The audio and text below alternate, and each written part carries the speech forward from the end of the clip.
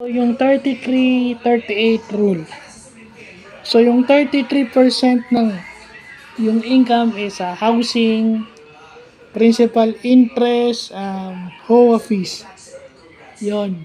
Then, yung 38 is yung sa credit cards, loans, and auto loans. So, yun yung kapatid ng 28-36, yung 33-38. 33% dun sa mga principal loans, HOA fees, at iba pang mga taxes na kailangan bayaran. 38% yung sa loans, auto loans, and credit cards.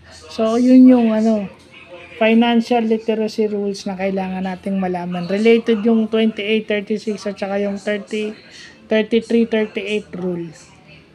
So, yun yung mga bagong bagay na natututunan natin ngayong araw na to. Kung mas malaki-laki na yung income mo, siguro 33-38 rule na yung gagamitin mo para mag-separate ng income. So, yun lang po.